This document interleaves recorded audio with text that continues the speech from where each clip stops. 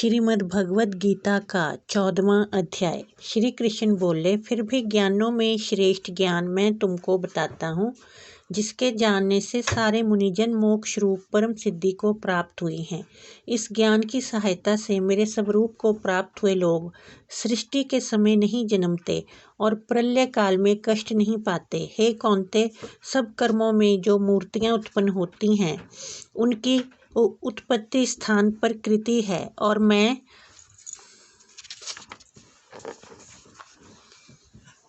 बीज देने वाला पिता हूँ। हे महाबाहो, प्रकृति से उत्पन्न सत्व, रज और तम तीनों गुण देह में रहने वाले निर्विकार आत्मा को बांध लेते हैं।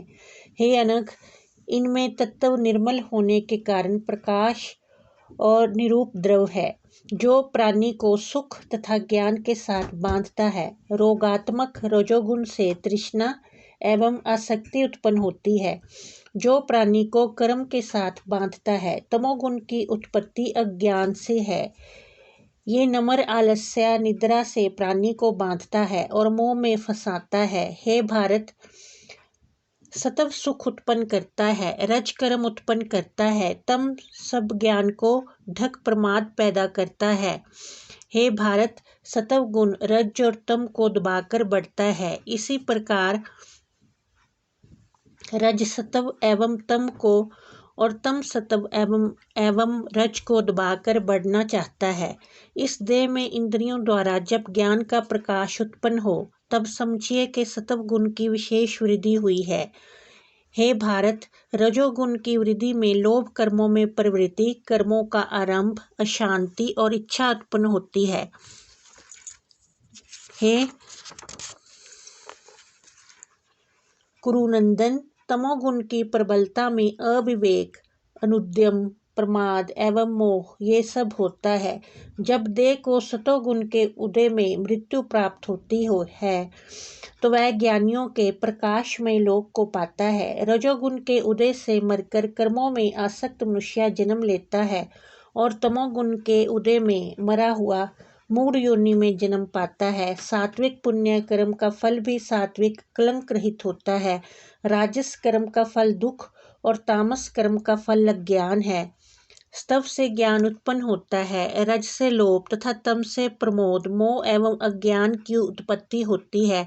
सात्विक पुरुष को उत्तम, राजस को मध्यम और अधम तामसी लोगों को नीच गति प्राप्त होती है। जो देह शरीर में उत्पन्न होने वाले सत्व, रज, तम इन तीनों गुणों को जान लेता है, वह जन्म, मृत्यु, बुढ़ापा और रोग से छूटकर मुक्ति पाता है। अर्जुन ने पूछा, हे प्रभु, कैसे मालूम हो कि अमुक मनुष्य ने तीनों गुणों को पार किया है? उसका क्या वर्ताव है? किन उपायों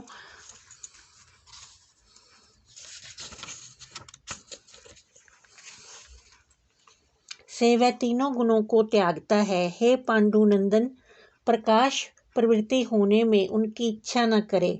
उदासीन मनुष्य के समान, जिसको सुख दुख समान है और गुणों के कर्म होते ही रहते हैं, ये जानकर जो निश्चिंत रहता है और कभी विचलित नहीं होता, जिसको सुख एवं दुख, मिट्टी पत्थर तथा स्वर्ण प्रिय और अप्रिय, निंदा एवं स्तुति समान है, जो धीर है, जिसने सभी बखेड़े छोड़ दिए हैं, उसे गुणातीत कहते हैं।